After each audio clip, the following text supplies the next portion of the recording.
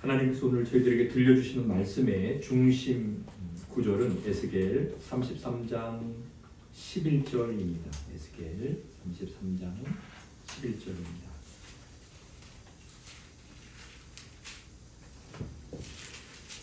구약성경 1202페이지 될 것 같습니다. 에스겔 33장 11절 우리 함께 한 목소리로 하나님의 말씀을 읽고 아멘 하겠습니다. 시작. 너는 그들에게 말하라. 주 여호와의 말씀이라. 나의 삶을 두고 맹세하노니 나는 악인이 죽는 것을 기뻐하지 아니하고 악인이 그의 길에서 돌이켜 떠나 사는 것을 기뻐하노라. 이스라엘 족속아 돌이키고 돌이키라. 너희 악한 길에서 떠나라. 어찌 죽고자 하느냐 하셨다 하라. 아멘.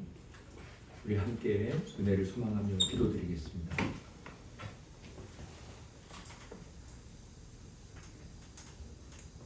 태초부터 구원의 단 한 길인 우리 주 예수 그리스도께서는 여러 가지 예표와 제사와 그리고 말씀으로 구원의 길을 밝히 보여주시며 성령의 감동과 감화로 그 길을 힘차게 걸어가게 하시니 오늘도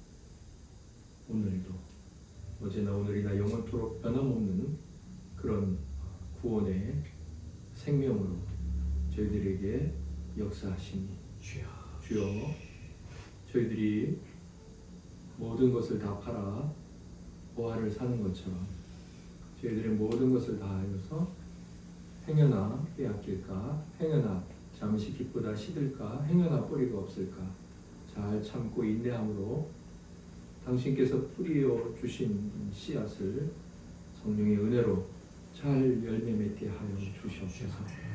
너희는 나를 알아라 알아라 말씀하신 하나님을 알지 못하여서 혹은 하나님을 그저 머리로만 알아서 저희들이 이렇게 부패하고 패역한 세대 하나님께서 신음하시고 근심하시며 진노를 길이 참으시는 세대 가운데 있사온데 주여 저희가 오늘 당신을 잘 알고 당신의 뜻을 잘 알고 또한 거룩하신 영의 은혜로 저희들 삶에서 아는 것들을 열매 맺어 가게 하시고 그런 하나님의 영광이 저희들 인생에서 또 저희들 삶의 주변에서 찬란히 잘 드러내어 주시옵소서. 아멘. 우리를 구원하신 예수님 이름으로 감사하며 기도드립니다. 아멘.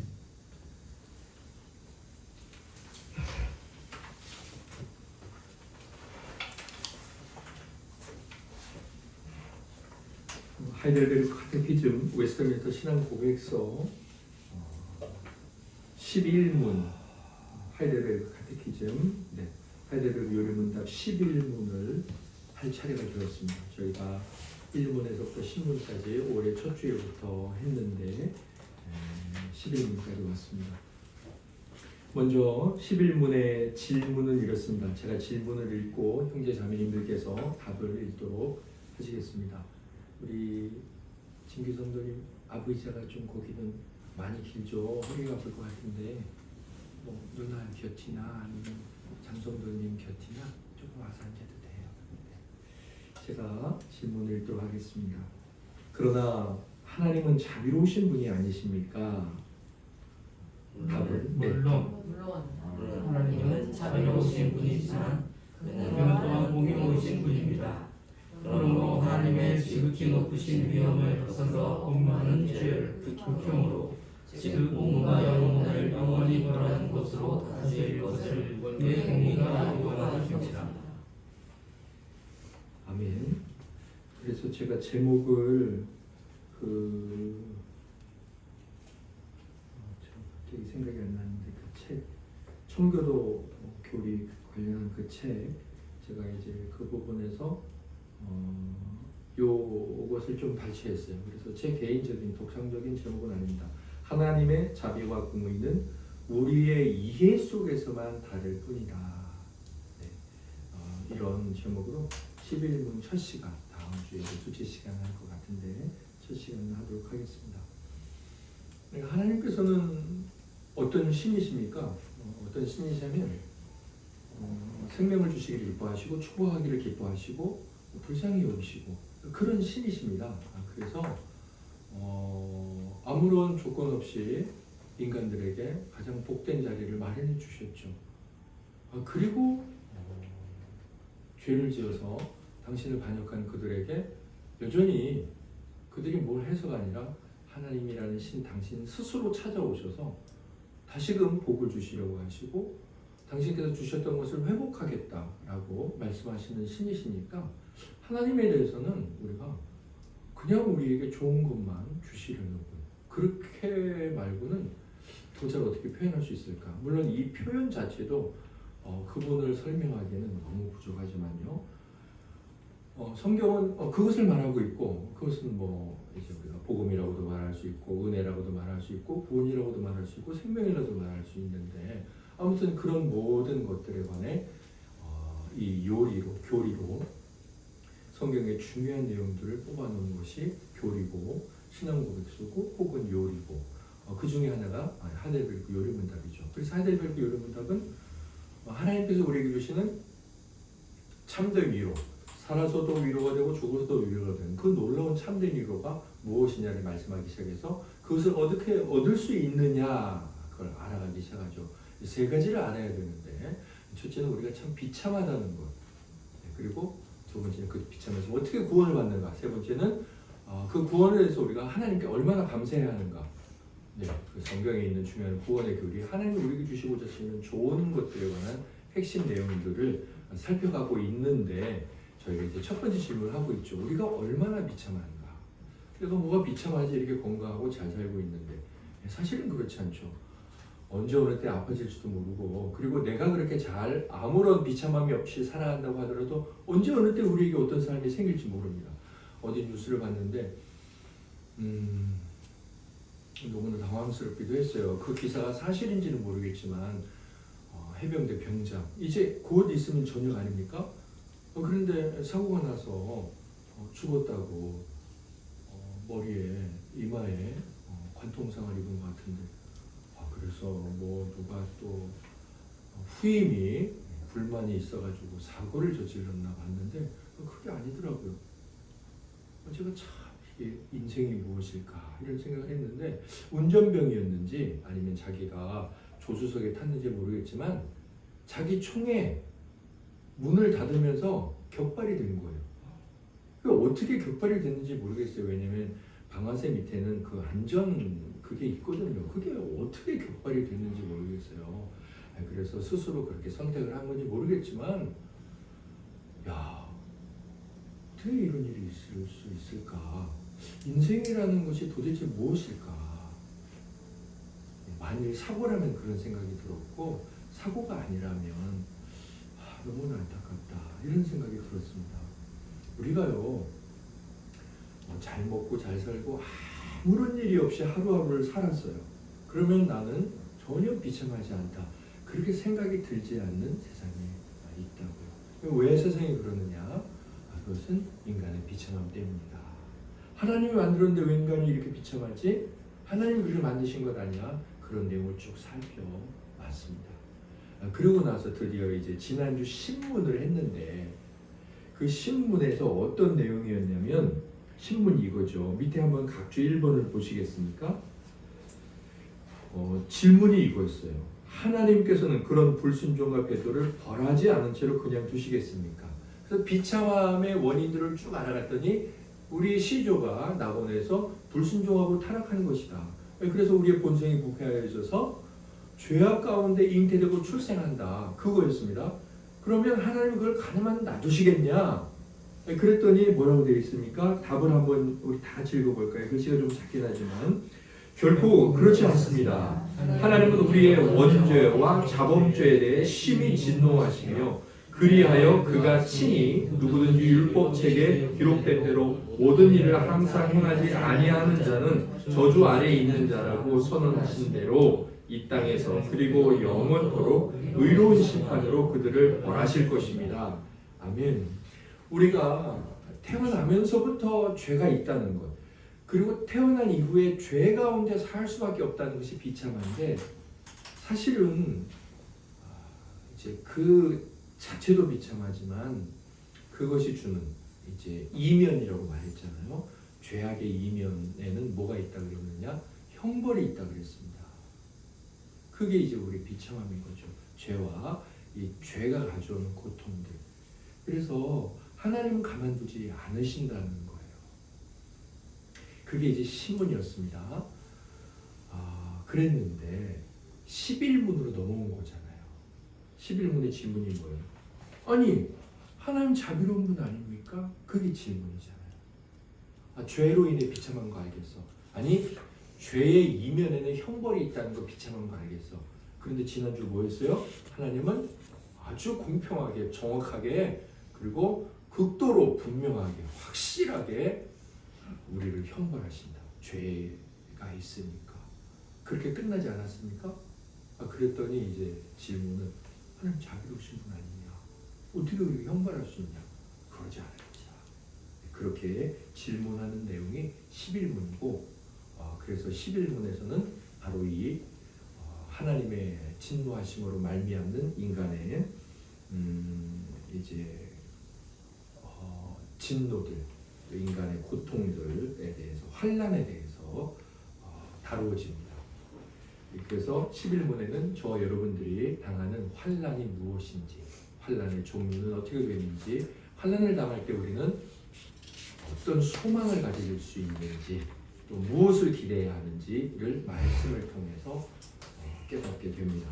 11문에 나오는 내용은 크게 네 가지인데요. 오늘 두 가지를 할 거예요. 오늘 할 것은 하나님께서 정말 자비로우신 분이시냐, 그거를 하게 될 겁니다. 두 번째는 환난에는 그렇다면 몇 종류가 있느냐, 그것까지 하고, 다음 주에는 환난의 원인은 무엇이고 환난을 당할 때 어떤 위로들이 있느냐, 우리 삶에 굉장히 실제적이고 우리가 정말 믿음으로 받을 때 이 환난 중에도 인내로 소망할 수 있죠. 이번 한 주간 특별히 한 지체가 나누어 주신 묵상을 통해 환난과 인내를 우리가 집중적으로 큰 사랑으로 들을 수 있기도 했었습니다. 자, 먼저 하나님께서 자비로운 것이 맞느냐, 이런 질문이 나올 수밖에 없습니다. 왜냐하면 신문을 정말 진실되게 믿음으로 받았다면 하나님 안 자비로우신 것 같은 이런 생각을 할 수밖에 없죠. 우리 각주 일을 했죠. 이 11문은 신문을 하고 난 사람이 자연스럽게 질문할 수 있는 내용입니다. 그렇죠. 하나님께서 자비로우시다면 그의 정의, 반드시 이렇게 해야만 되는 일을 그렇게 심하게 요구하실 리가 없다. 그러니까 정의를 심하게 요구하면 무엇이 줄어드냐? 사람과의 관계에서도 자비가 줄어듭니다. 내가 이렇게 하라고 했지, 근데 너 이렇게 안 했지. 그 정의 아닙니까? 그 정의가 강조되면 자비 혹은 긍휼, 사랑이 줄어들어요. 당연히 우리 안에서는 11문의 질문이 나올 수밖에 없는데, 첫째는 이것입니다. 먼저 성경을 보겠습니다. 우리가 이것은 이렇다 저것은 저렇다, 아니야 하나님은 이래라고 말씀할 수 있는 건 우리의 기준이나 경험이 절대로 아니에요. 그래서 교리에서 나오는 어떤 개념들은 성경에 근거하고 있고, 아니 그냥 그 자체가 성경입니다. 성경을 요약하는 것뿐입니다. 말씀을 먼저 보죠. 요한계시록 3장 19절에 하나님께서 이렇게 말씀하고 계십니다. 같이 읽고 아멘하겠습니다. 무릇 내가 사랑하는 자를 책망하여 징계하노니 그러므로 내가 열심을 내라 회개하라. 아멘. 우리 주 예수 그리스도께서 이제 성령으로 감동된 사도 요한에게 말씀하고 있는데 뭐라고 말씀하시냐면, 내가 사랑하는 자를 책망하여 징계한다라고 말씀을 합니다. 그러니까 우리 하나님께서는 무한히 사랑하시는 분이에요. 왜냐하면 사랑한다고 분명히 말씀하셨으니까. 또한 동시에 우리 하나님께서는 무한히 어떤 분이세요? 책망하시고 징계하는 분이시기도 하십니다. 그래서 우리는 이렇게 말할 수 있어요. 이 말씀을 보고 그는 무한히 자비로우신 만큼 무한히 정의로우시다. 네, 이게 우리 하나님입니다. 우리는 말씀에 근거해서 하나님에서 이렇게 생각해야 합니다. 하나님은 무한히 끝이 없이 자비로우세요. 설명할 수 없어요. 그분의 사랑은. 동시에 그분의 정의 역시 설명할 수 없을 만큼 완벽하게 정의로우십니다. 그래서 이런 하나님께서는 성도들에게 무엇을 요구하셨냐면 고린도전서 13장 다 잘 아시죠? 사랑장 아닙니까? 그 사랑장은 하나님이 이런 분이다를 은근하게 밝히면서 동시에 성도는 이러해야 한다를 말씀하고 계시는데 6절에 보면 이렇게 되어 있어요. 6절을 같이 읽겠습니다.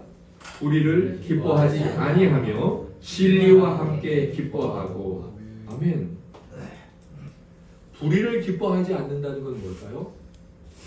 죄, 악을 기뻐하지 않는 거예요. 용납하지 않는 거예요. 받아들여주지 않는 거예요. 우리는 그런 사람을 정의롭다고 말하지 않습니까? 고린도전서 13장은 사랑장인데 이 사랑장 안에 하나님께서는 우리들에게 너희가 사랑해야 돼, 사랑해야 돼 이렇게 말씀하시면서 또한 너희는 정의로워야 돼 이렇게 말씀하고 계시다는 거예요. 진리와 함께 기뻐한다는 것은 정의를 기뻐하고 정의로운 삶을 살아내고 정의의 목숨을 건다는 겁니다. 이게 사랑장 안에 포함된 내용이었어요. 뭐냐면 아까 요한계시록 3장 19절에 당신께서는 지극히 자비로우시고 지극히 정의로우시면서 우리들에게도 너희들은 지극히 사랑하는 자가 되어야 하고 지극히 정의를 살아내는 자가 되어야 한다라고 말씀하셨다는 겁니다. 자, 첫째, 하나님께 정말 자비로우시냐? 그 벌 좀 용서해 주시면 안 되시냐? 라는 질문이 들고 혹은 세상에 그렇게 우리들이나 하나님을 향해서 반문할 때 우리는 성경에 근거해서 하나님은 완전하게 자비로우시고 완전하게 정의로우시다라고 말씀해야 한다는 겁니다. 이경선 목사님이 계십니다. 이제 개혁주의 신학에서 너무 훌륭하시고 존경스러운 분이고 그분의 글들은 너무 아름답다라고 표현을 하고 싶은데 그분은 이제 이걸 이렇게 표현했어요. 하나님이 사랑이 있으시고 동시에 또 정의로우시다고 그러면 반반이네. 사랑 반, 정의로운 반. 그래서 완전한 하나님 100% 이렇게 생각해서는 안 된다.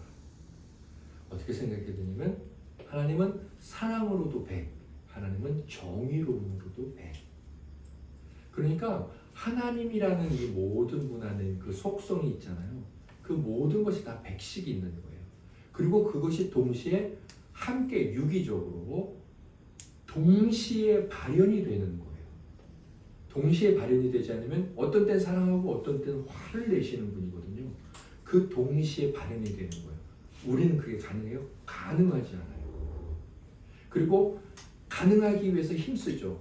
혼내키면서도 사랑하려고 애쓰지 않습니까? 우리는 그걸 힘쓰고 애써서 가능한 한 조금씩 될 뿐이지만 우리는 되지 않습니다.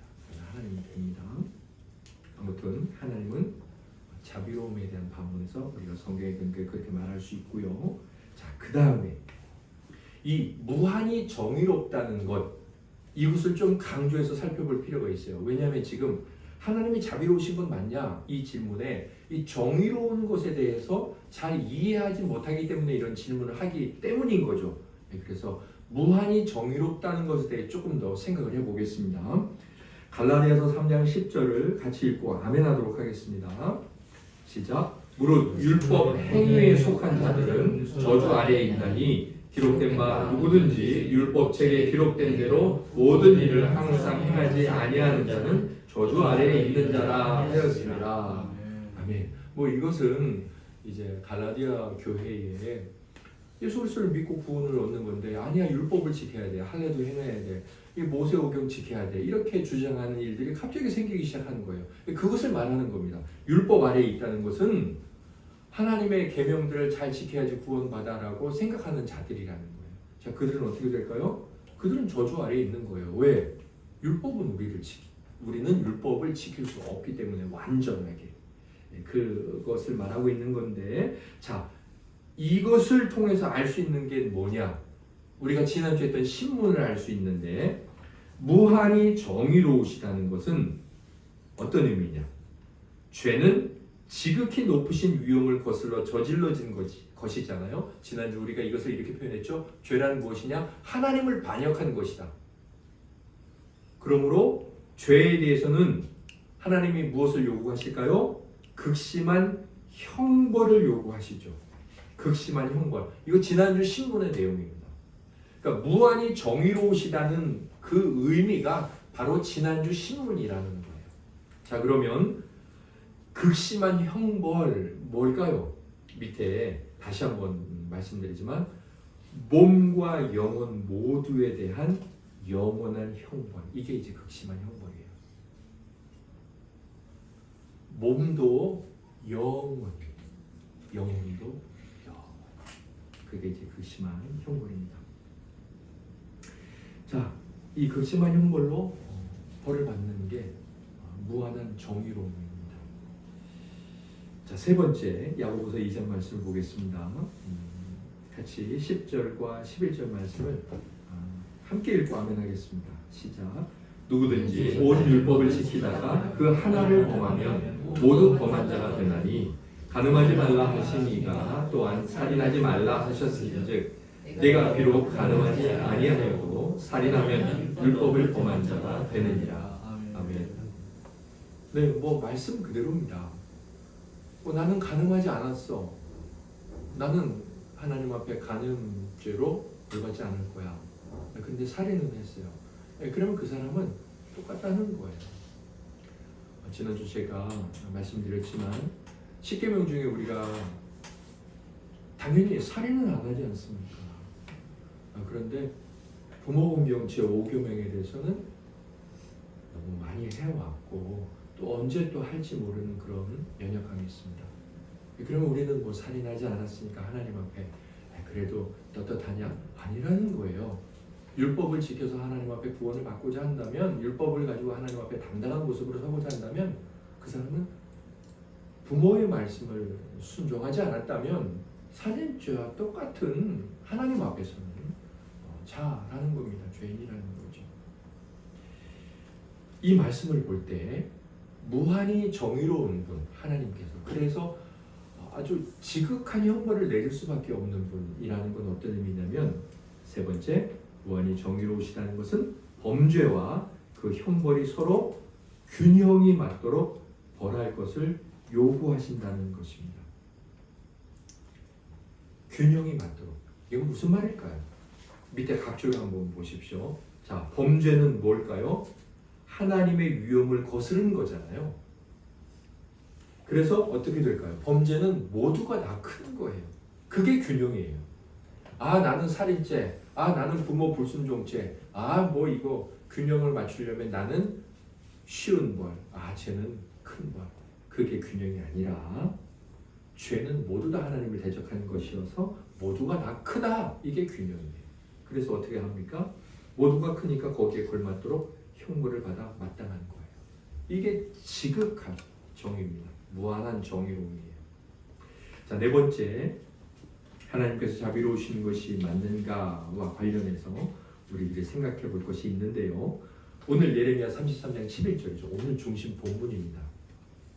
하나님께서 자비로운 게 맞냐? 이렇게 질문을 했잖아요. 형벌하신다 그랬더니, 그런데 하나님은 33장 11절 뭐라고 말씀하십니까? 애쓰게 되네요. 같이 읽겠습니다. 너는 그들에게 말하라. 주 여호와의 말씀이니라. 나의 삶을 두고 맹세하노니 나는 악인이 죽는 것을 기뻐하지 아니하고 악인이 그의 길에서 돌이켜 떠나 사는 것을 기뻐하노라. 이스라엘 족속아 돌이키고 돌이키라. 너희 악한 길에서 떠나라. 어찌 죽고자 하느냐 하셨다 하라. 아멘. 하나님의 자비와 사랑이 너무나 깊게 담겨있는 말씀 아닙니까? 사랑도 없고 자비도 없고 그렇긴 하지만 단어 자체로는 하나님은 죄인이 죽는 것을 기뻐하지 않으시고 죄인이 지옥에 떨어지는 것을 절대로 기뻐하지 않으십니다. 그럼요. 제가 한 10번까지는 아니어도 자주 말씀드렸던 것 같아요. 한 10여 년 전부터. 한때 도봉산에서 이렇게 왔다 갔다 하는 버스 거기에다 광고를 실어놨더라고요. 네, 기독교를 반대하는 기관 단체에서 실어놨는데 아인슈타인이 한 말이라고 하면서 나는 자신이 만든 존재를 스스로 파괴하는 신을 믿지 않는다. 그렇게 이야기를 했어요. 뭐 노아의 방주를 빗댄 것일까요? 아니면 앞으로 하나님께서 심판하러 오신다는 그 하나님의 예언의 말씀을 비아냥거리면서 적어놓은 글일까요? 정말 그분이 이야기를 했는지 잘 모르겠어요. 그러나 그렇게 말하는 분들이 얼마나 자기의 주장을 말하고 싶어서 편협하게 성경을 이해하고 있는지. 성경에 뭐라고 되어 있습니까? 하나님은 심판을 기뻐하지 않으세요. 악인이 멸망당하는 것을 기뻐하지 않으세요. 이렇게 분명히 말씀하고 있잖아요. 하나님께서 노아의 방주를 하시면서 기뻐서 그들을 심판하셨다고요? 우리는 그렇게 이해할 수가 없다고요. 예수 그리스도께서 이 땅에 오셔서 최종적으로 심판하실 때 하나님이 기쁨으로 그 일을 하신다고요? 아니, 그렇지 않다고요. 성경은 그렇다고 말씀하지 않는다는 거죠. 요한일서 4장 9절과 10절을 함께 읽어보시겠습니다. 하나님의 사랑이 우리에게 이렇게 나타난 바 되었으니 하나님이 자기의 독생자를 세상에 보내심은 그로 말미암아 우리를 살리려 하심이라. 사랑은 여기 있으니 우리가 하나님을 사랑한 것이 아니요 하나님이 우리를 사랑하사 우리 죄를 속하기 위하여 화목제물로 그 아들을 보내셨습니다. 아멘. 하나님이 예수 그리스도를 보내신 것은 우리를 사랑하기 위해서 보내셨습니다. 그러면 다시 그분을 보내시기 전까지 우리를 사랑하시기 위해서 뭐라고 말씀하실 수밖에 없냐면 사랑해서 보낸 자를 믿지 않으면 심판이야 라고 말씀하실 수밖에 없고, 그러므로 하나님이 심판을 말씀하시는 것은 우리를 사랑하시기 때문에 말씀하시는 거예요. 그래서 성경에 나와 있는 하나님을 대적하고 악인이라고 말할 수밖에 없는 그들을 향해서 우리는 이렇게밖에 말할 수 없습니다. 네 번째인데요. 무슨 하나님이 자비롭냐? 자기가 만들고 자기가 만든 피조물들을 다 심판하고 멸망에 떨어뜨린다는 신이 사랑의 신이 맞냐? 자비가 맞아. 그런 분들을 향해서 혹은 우리 마음 가운데 있는 그런 어떤 불신앙적인 질문을 향해서 네 번째, 그분은 자신의 자비를 거스르지 않도록 하는 방식으로 그의 정의로움을 발휘하실 것이며, 동시에 자신의 정의를 거스르지 않도록 하는 방식으로 그의 자비하심을 발휘하실 것이다. 이런 방식이 우리는 할 수 없어요. 그리고 우리는 희미하게 알 뿐이에요. 나중에 이제 하나님 나라 가면 이게 무엇인지 완벽히 알게 됩니다. 다만 우리는 알 수 있습니다. 알 수밖에 없습니다. 아무튼 하나님께서 정의를 시행하실 때 정의를 시행하시다가 자칫 그분의 사랑이 스크래치를 입느냐, 이렇게 심판하시는 거 보니까 사랑이 없으신 거네. 하나님은 절대로 그렇게 일을 하지 않으신다는 거예요.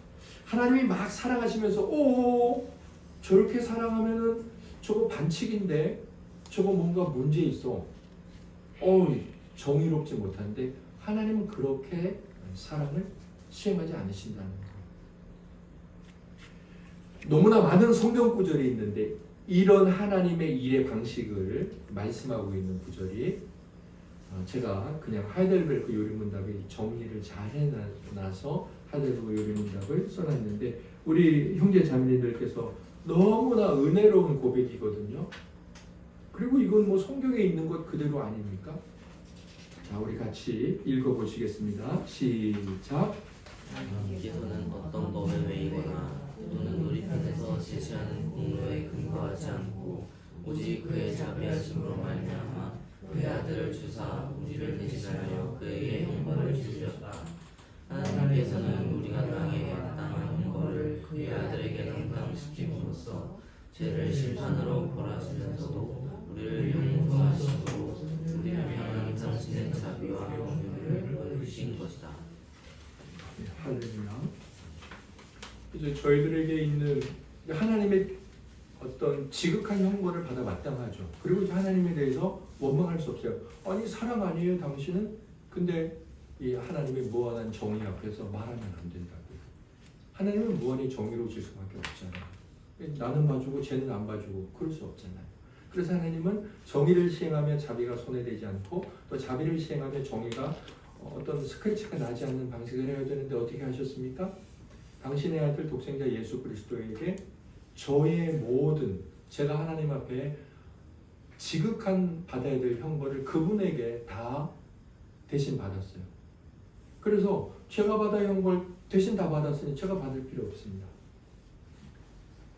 그 일 안에는 뭐가 있습니까? 제 죄를 눈 감아주지 않으셨죠. 제 죄를 눈 감아주지 않으셨습니다. 두 눈을 부릅뜨시고 너 이런 죄를 졌잖아. 너에게는 이런 죄가 있지. 벌 받아. 그리고서 저를 벌하는 대신 예수 그리스도를 벌하셨죠.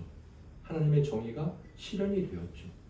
자, 그리고 나서 예수 그리스도께서 벌 받으셨으니 이제 저의 죄에 대해서는 눈 감으시죠. 네, 하나님이 그냥 눈 감으셨다면 정의가 깨지는 건데 하나님이 그냥 눈 감지 않으셨어요. 우리는 이 예수 그리스도의 일을 통해서 이 네 번째 무한한 정의, 하나님 정말 자비로우신 게 맞냐, 이것이 완전하게 이루어졌다는 것. 하나님의 정말 이 완전한 지혜, 그리고 하나님의 완전한 사랑, 그리고 하나님의 완전한 정의, 하나님의 완전한 거룩, 이 하나님의 모든 속성이 예수 그리스도의 구원 방식 앞에 다 설명이 돼요. 너무나 놀라운 일이고 너무나 위대한 일이고 우리가 그냥 늘 십자가를 바라보면서 입을 딱 벌릴 수밖에 없는 그러한 감격스러운 사건이죠. 그럼 이제 우리가 이런 생각이 들어요. 그러면 예수님은 좀 억울하지 않느냐? 죄가 없으신 분인데 형벌을 받으셨으니 그런 문제가 생기는데 제가 그것은 이제 우리가 중보자 그리스도와 관련해서 자세하게 하게 돼요. 그래서 전혀 그 일도 하나님의 일이기 때문에 문제가 없습니다. 그때 가서 말씀의 근거에서 잘 살펴보도록 하겠습니다. 자, 이렇게 11번 하나님의 자비로우심이 의심이 들 때 이렇게 성경에 근거한 내용들을 살펴보므로 그러시구나 알 수 있고, 그러면 환난이 있을 수밖에 없네, 하나님의 형벌을 받을 수밖에 없네 라는 생각이 듭니다. 그럼에도 불구하고 우리에게 주어지는 여러 가지 환난들, 또 세상 사람들이 당하는 환난들에 대해서 성경이 말씀하고 있는 것들을 잘 알 필요가 있고, 그때 우리는 하나님을 더 사랑하고 하나님께 진실된 공경을 올려드리게 되겠죠. 그래서 환난을 이제 살펴볼 텐데, 환난에는 두 가지 종류가 있습니다. 우리가 몸 아프고 가난하고 여러 가지 삶에 문제가 생기는 일들에 대한 성경께서 밝히 비추어 보여주시는 것들을 볼 수 있게 되는데요. 두 종류는 뭐냐? 영원한 환난과 일시적 환난이 있습니다.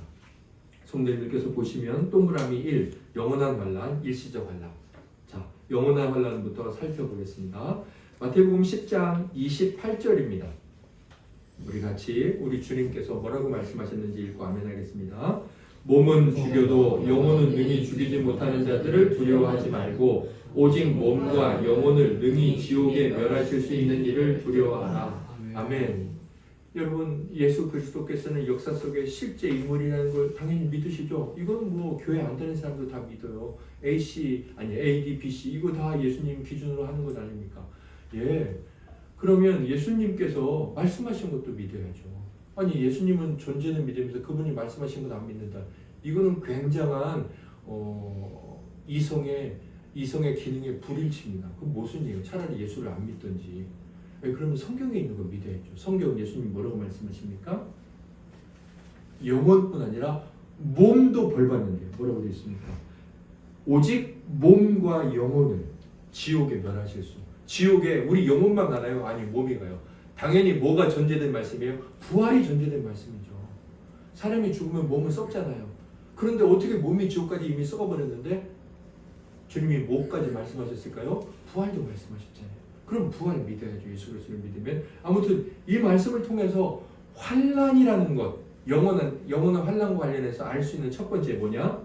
영원한 환난이란 몸과 영혼에게 임하는 영원한 고통이라는 겁니다.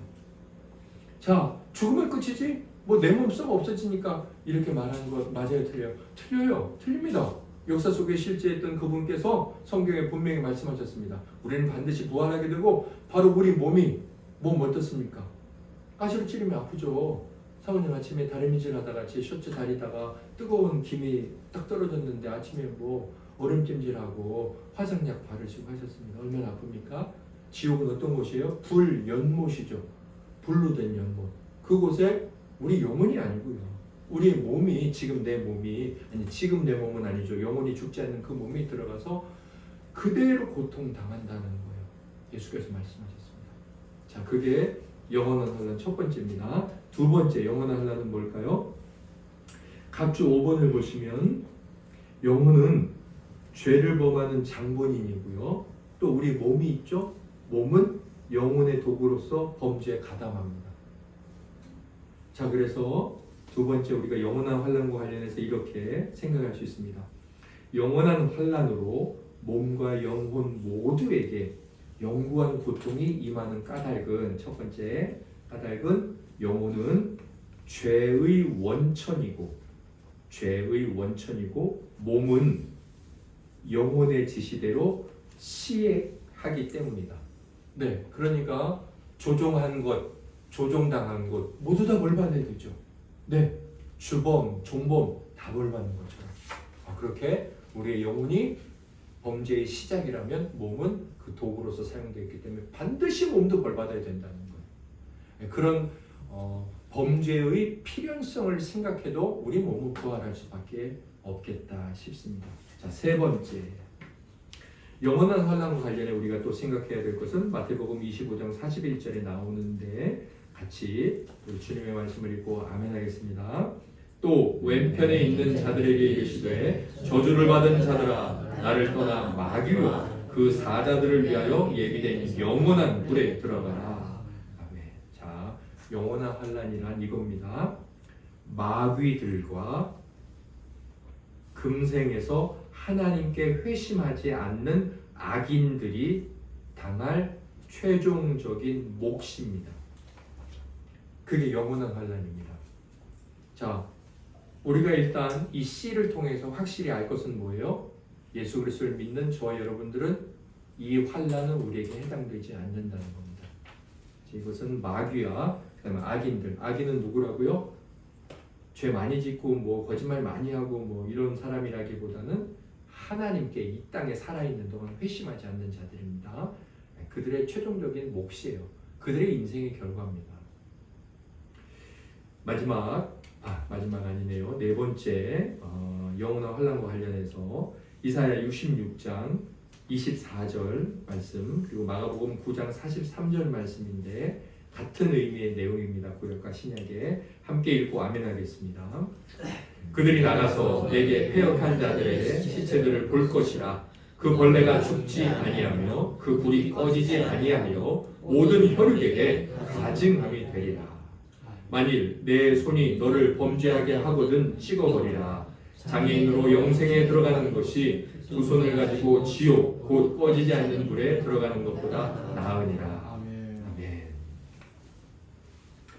영원한 환난이란 네 번째, 절대로 죽지는 않으면서도 항상 죽어가는 고통입니다. 저는 이제 몇 번 임종하시는 분들을 곁에서 제가 이제 임종을 도왔다고 해야 될까요? 임종을 거들었습니다. 정말 알 수는 없죠. 그 고통이 얼마나 되는지. 하지만 보는 것 자체가 이제 고통이었습니다. 물론 이제 이별의 슬픔, 그 슬픔의 고통이 있었죠. 감정적인. 그러나 이제 육신적으로 봤을 때 코 그리고 어떤 이제 우리 장기와 연결된 구멍에서 피가 이제 계속해서 끊임없이 쏟아져 나오고 그리고 이제 소리를 지르면서 제가 이제 쉬러 가자고 했을 때 싫다고 말하고 뭐라고 이제 표현할 수 없었지만 그런 상황들에서 너무 참 극심한 고통이구나. 그리고 분명히 귀는 마지막까지 열려 있다고 하지 않습니까? 그런데 결국 이렇게 인지가 있다는 건데, 그걸 이제 자기가 느끼고 알 수 있다는 건데, 내가 죽어가고 있고 이별을 하고, 그때 어떤 이별의 슬픔의 고통, 그리고 하나님을 믿지 않는 자라면 그 하나님 앞에 서야 하는 그 심판의 두려움, 이제 그 순간에 서면 이제 막 그동안 지옥이 어디서 천국이 어디서 했던 사람들도 이제 뭔가 막 그 엄청난 두려움이 급습해 오지 않겠습니까? 그 죽음의 고통이 죽지는 않으면서도 계속 죽음의 고통이라는 거예요. 이 표현이 절대 죽지는 않아. 그러나 항상 매 순간 죽어가는 고통이라는 거죠. 그게 이제 영원한 환란, 지옥에서의 고통이에요. 그래서 그 옆에 괄호 보면 죽음의 상태가 영원히 계속되면서 지옥의 괴로움과 고통들이 무한히 가중되는 고통. 사실 이것은 우리의 이성으로 지금 이해되지 않아요. 왜냐하면 이미 극심한 형벌이잖아요. 이미 끝까지 참는데 다시 죽지는 않으면서도 계속 가중된다는 거니까 사실은 논리적인 모순이지만 우리가 느낌적으로 나 그런 것이구나. 그러니까 사실은 더 이상 뭐 말할 수 없는, 이미 끝까지 고통을 받았는데 이게 더 계속된다고? 그럴 수는 없잖아요. 논리적으로는. 그러나 우리가 감정적으로는 성경이 말씀하고 있는 영원과 무한, 하나님이 바로 그런 분이잖아요. 영원과 무한, 고통이 바로 그 반대의 개념으로 괴로운 것이라는 겁니다. 이게 영원한 환란이고요. 자, 그래서 마지막에 영원한 환란이 왜 반드시 있어야만 되느냐, 그것은 우리가 사실 이게 지난주에 배웠던 내용의 정리이기도 해요. 다섯 번째는 무한히 선하신 하나님을 거슬러 저지른 죄에 대해서는 어때요? 무한한 형벌과 보상이 요구되기 때문이죠. 그러므로 금생에서 당하는 환난만으로는 충족될 수 없죠. 그 정도로는 하나님의 무한하고 영원한 정의를 만족시킬 수 없기 때문입니다. 무한히 선하신 하나님을 거스른 죄고, 그래서 금생에서 당하는 환난만으로는 충족될 수 없어요. 무한한 정의를 만족시킬 수 없기 때문입니다. 그 다음에는 일시적 환난이 있습니다. 일시적 환난이란 뭐냐? 일시적 환난이란 질병, 가난, 그 다음에 치욕, 사람들에게 막 무시당하고 뭐 고통당하고 관계에서 어려움 당하는 것, 비방, 압박, 유배, 전쟁과 같은 이 땅에서의 여러 가지 비참한 현상들이 있죠. 그리고 우리 육신의 죽음. 그런데 육신의 죽음은 일시적 죽음이라고 했습니다. 그것은 일시적 죽음이죠. 영원한 죽음은 지옥에 떨어지는 것. 자, 일시적 환난은 이런 것들을 말합니다. 그러면 우리 두 번째 뭐라고 말할 수 있을까요? 일시적 환난은 의인과 악인 모두에게 공통적으로 찾아온다. 영원한 환난은 저와 여러분들은 만나요, 안 만나요? 안 만나요. 그런데 일시적 환난은 우리가 만나요, 안 만나요? 우리도 만납니다. 잠언 14장 32절에 이렇게 말하고 있습니다. 같이 읽고 아멘하겠습니다. 악인은 그의 환난에 엎드러져도 의인은 그의 죽음에도 소망이 있느니라. 아멘. 자, 이것은 여러 가지를 말하고 있는데 의인이 더 큰 고난 당하는 거죠. 악인은 환난 당했는데 의인은 죽음을 당했으니까. 결국 악인과 의인이 똑같은 어려움을 만난다. 아니 오히려 의인이 더 큰 어려움을 만난다. 이렇게 성경은 말하기도 합니다. 일시적 환난은 우리에게도 찾아옵니다. 우리가 예외가 아닙니다. 자, 그러나 의인이 당하는 일시적 환난은 뭘까요? 십자가입니다. 의인이 저와 여러분이 환난 당하죠. 뭐 질병, 가난, 치욕, 비방, 이건 다 뭐예요? 십자가요. 그러나 악인이 당하는 일시적 환난은 뭘까요? 형벌입니다. 형벌.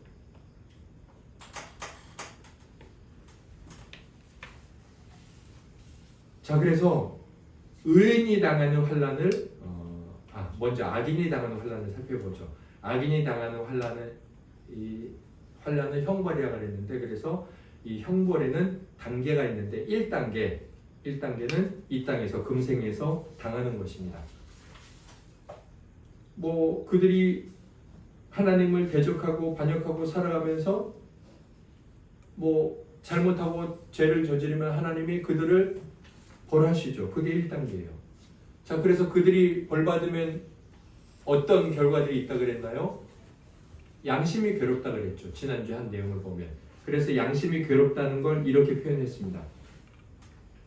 죽지 않는 벌레가 그들의 양심을 깎는다. 그러니까 이미 각주 7을 보시면 이때 이미 이 땅에서부터 절대로 죽지 않는 벌레는 지옥에 있는데 그 벌레가 그들의 양심을 갉아먹음으로써 지옥이 이미 이 땅에서 시작이 되는 거예요. 단순히 악인은 어떤 죄를 짓고 양심이 괴롭고 고통을 당하는 양심이 괴롭네가 아니라 그것은 성경적으로 보면 이미 영혼이 그를 계속해서 갉아먹지만 몸은 사라지지 않고 매일매일 갉아먹는 상태에 있게 될 그 벌레에 의해서 자신의 양심이 갉아먹기 시작하게 되는 거예요. 그게 1단계입니다. 자, 2단계는 뭘까요? 육신적인 죽음입니다. 이 땅에서 죽는 것이 2단계 악인이 당하는 일시적 환난의 두 번째 단계입니다. 그래서 영혼이 몸으로부터 분리되죠. 고통의 자리로 떨어집니다. 그리고 하나님의 진노를 느끼기 시작하죠. 그리고 세 번째 단계는 뭘까요? 악인이 당하는 형벌, 마지막 심판 때의 형벌입니다. 영혼과 몸 모두 지옥에 던져져서 마치 홍수 속에 있는 것처럼 사방에서 영원한 괴로움들이 밀려들게 되는 겁니다. 우리 가끔 바다에 놀러 가면은 이제 파도 치고 그래서 바다 깊이 들어가죠. 뭐 빠지지만 않게 파도들이 밀려와서 우리를 덮칠 때도 있죠. 때로 예상하지 못한 큰 파도가 밀려오지 않습니까? 그런데 만일 그 파도가 또 내가 빠져 있는 것이 내가 이 땅에서 제일 싫어하고 고통스럽고 괴로운 것들이라면 그런 것들로 그렇게 물로 채워져 있다면 우리가 어떨까요? 그리고 그곳에서 영원히 나오지 못한다면 어떨까요? 죽고 싶어도 죽지 못한다면 어떻게 될까요? 네, 바로 그것이 마지막 세 번째 단계 악인이 당하는 형벌입니다. 세상에 있는 사람들은 이런 성경에 나오는 영적인 내용들을 절대로 믿으려 하지 않습니다. 그러나 그들도 예수 그리스도를 믿습니다. 그러나 이 모든 말씀을 누가 하신 겁니까? 바로 그 예수 그리스도께서 하신 말씀입니다. 자, 이번에는 의인이 당하는 일시적 환난을 살펴보겠습니다. 그들이 당하는 환난은 뭐라 그랬습니까? 벌이 아니라 그랬죠. 십자가라고 했습니다.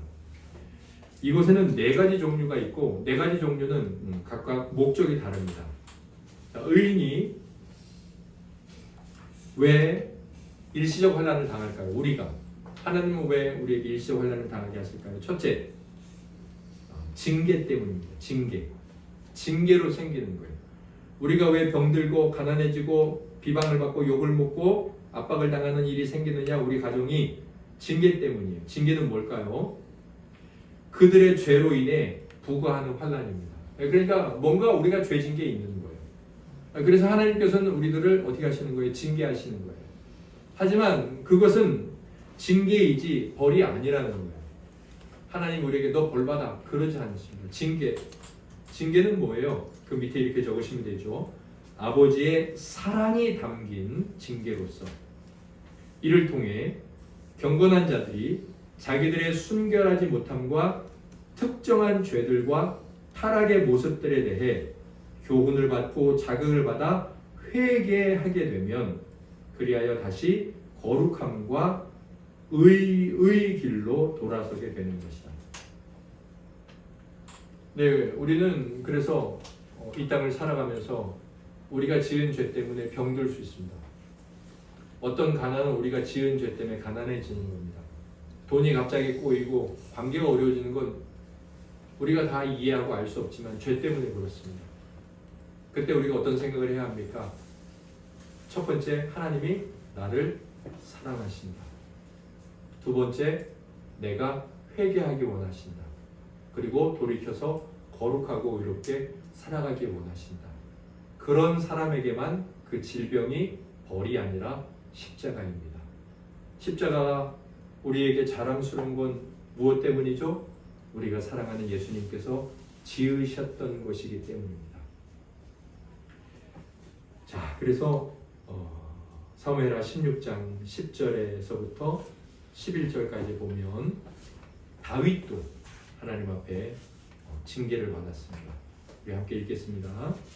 왕이 이르되 수루야의 아들들아 내가 너희와 무슨 상관이 있느냐 그가 저주하는 것은 여호와께서 그에게 다윗을 저주하라 하시니 내가 어찌 그리하였느냐 할 자가 누구겠느냐 하고 또 다윗이 아비새와 모든 신하들에게 이르되 내 몸에서 난 아들도 내 생명을 해하려 하거든 하물며 이 베냐민 사람이라 여호와께서 그에게 명령하신 것이니 그가 저주하게 버려두라.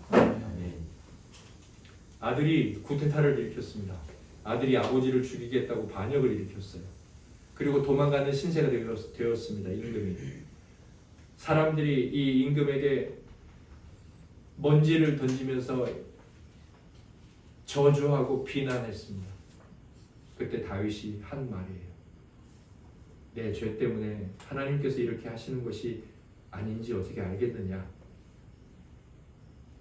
우리가 어려운 일을 당할 때 첫 번째로 생각해야 할 것은 하나님 저에게 지은 죄를 깨닫게 해주시고 제가 죄 때문에 이런 것이라면 회개하고 돌이키겠사오니 주여 저에게 회개의 영을 불어넣어 주시며 거룩하고 의로운 삶을 살아갈 수 있게 하옵소서라고 기도드리는 것이 맨 첫 번째 할 일입니다.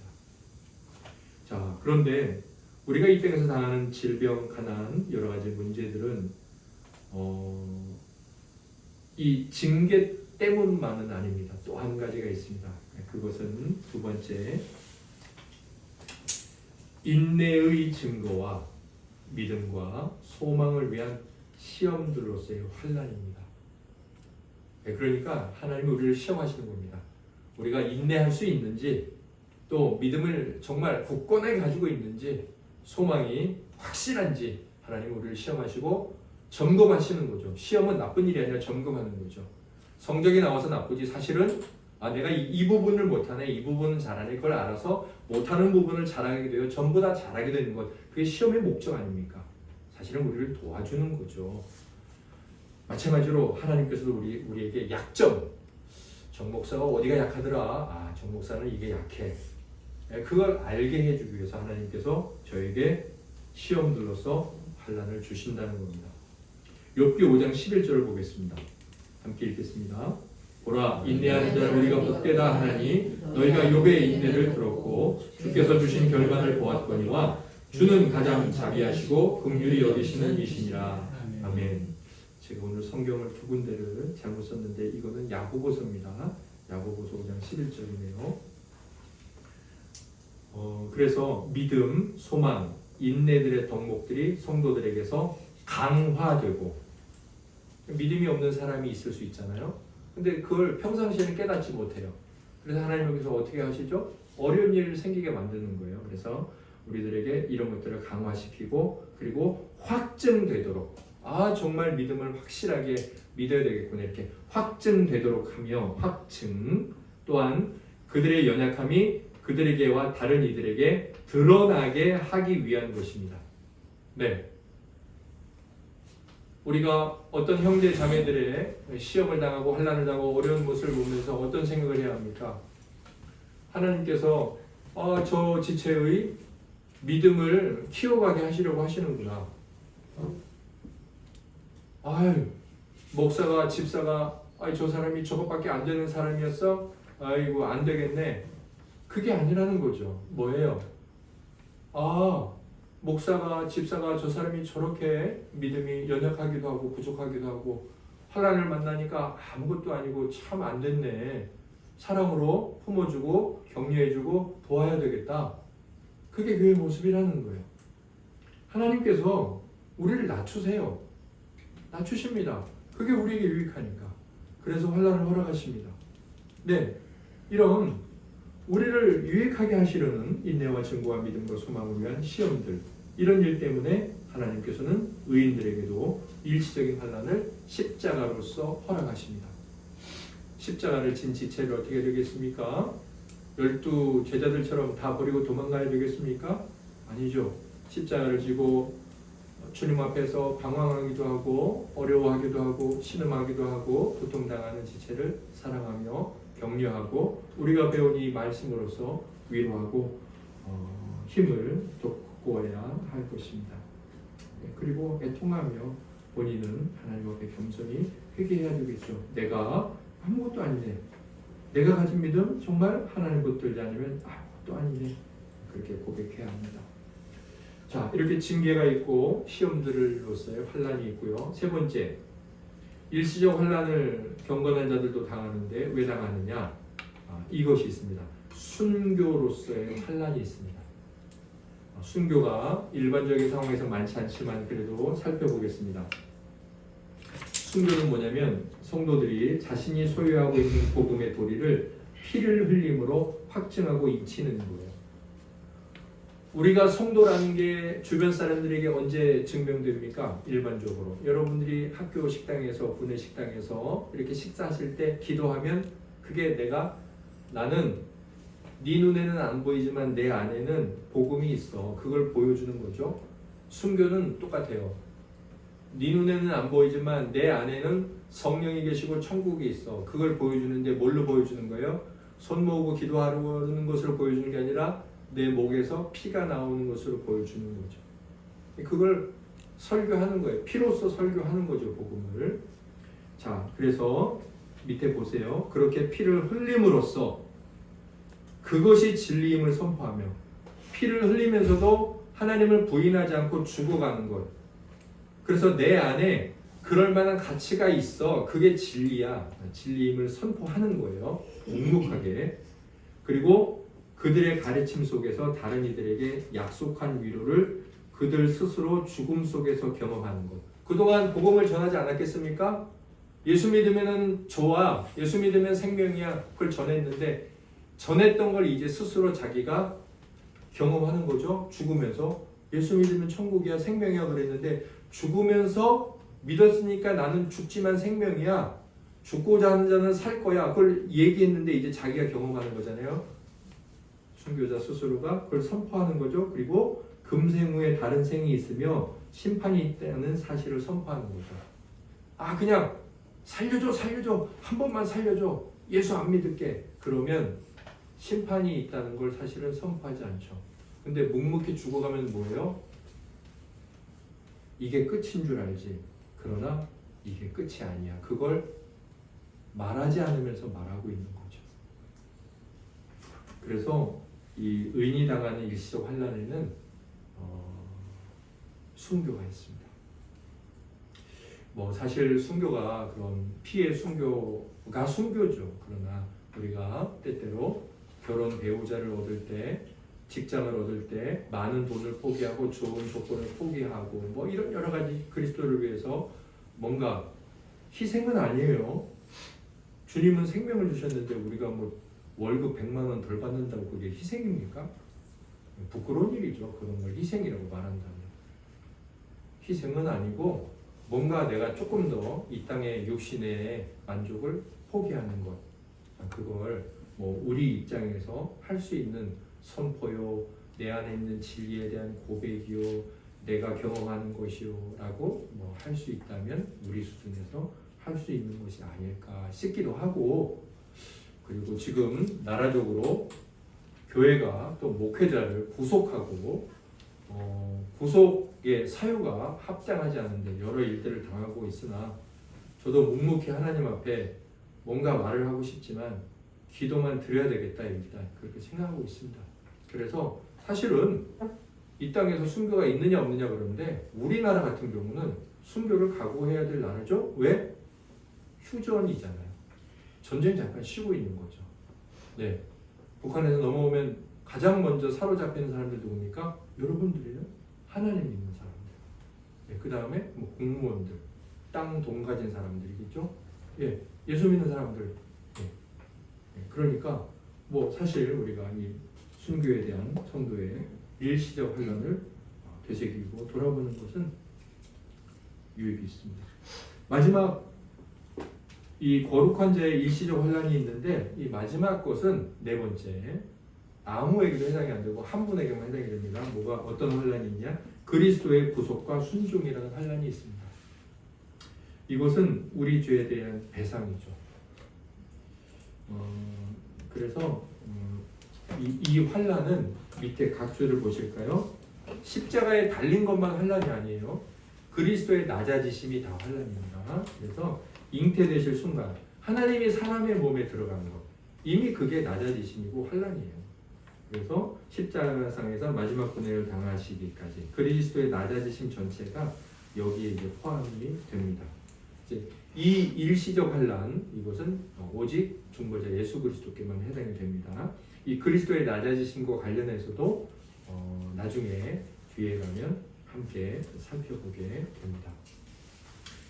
오늘 이렇게 제가 말씀을 보면서 저와 여러분들이 함께 하나님 앞에 결단하고 마음에 이렇게 좀 새겨야 될 그런 일들이 있는데요. 출애굽기 32장 1절에서부터 4절 같이 교대로 읽도록 하겠습니다. 제가 먼저 읽겠습니다.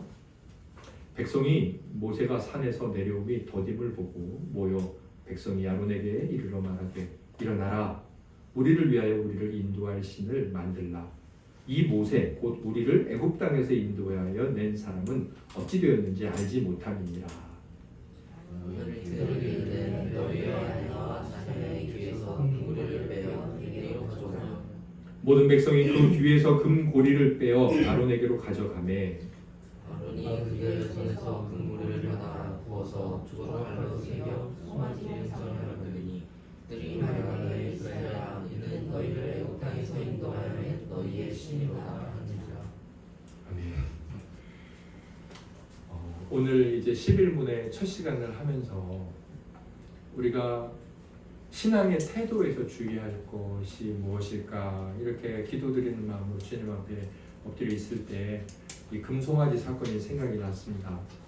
출애굽기 32장의 금송아지 사건은 이스라엘 백성들이 이제 시내 광야로 나왔을 때 그곳에서 이제 텐트를 치고 머무르는 동안 모세가 시내 산에 올라가죠. 그래서 40일 동안 하나님께 주시는 말씀 그것을 받죠. 그리고 돌판 2개를 가지고 이렇게 내려오지 않습니까? 10계명을. 그런데 땅에서는 그때 어떤 일이 벌어지고 있었느냐면 도대체 리더가 어디 갔냐? 아니 우리를 애굽에서 꺼내놓은 그 사람 어디 갔어? 아무리 기다려도 안 오네. 안 되겠다. 우리를 인도할 신을 만들어. 그래서 금기고리 빼가지고 아론에게 던졌더니 금송아지가 나와서 바로 이곳이 우리의 신이다. 우리의 하나님이다. 그리고 그날을 안식일로 해서 막 먹고 마시고 춤추고 그래가지고 모세가 그들을 돌판도 깨뜨리고 진노하지 않았습니까? 이 일이 그때만 있느냐? 아니에요. 이 일을 가만히 살펴보면 사실 우리 안에 조바심 그리고 초조함, 인내 없음, 이 안에 나타나 있는 사람들의 모습이 그대로 우리 안에 있어요. 아니 우리의 모습을 이렇게 투영한 이 현상 그대로죠. 나를 구원하시고 몇 년 전에 나에게 그것을 주신 하나님 도대체 어디 가셨습니까? 이 사람들 경험했잖아요. 분명히 자기들이 인정하잖아요. 애굽에서 꺼낸 그 사람, 하나님의 능력을 맛본 사람들이에요. 그런데 어떻게 합니까? 완전히 돌변하죠. 이 초조함과 인내 없음에는 뭐가 있냐면 가장 밑바닥에는 여러 가지 것들이 있지만 두려움이 있어요. 두려운 거예요. 두렵죠. 이해가 돼요. 광야에서 리더가 없으니까 이걸 다시 돌아가지도 못하고 어떻게 해야 되느냐. 두렵죠.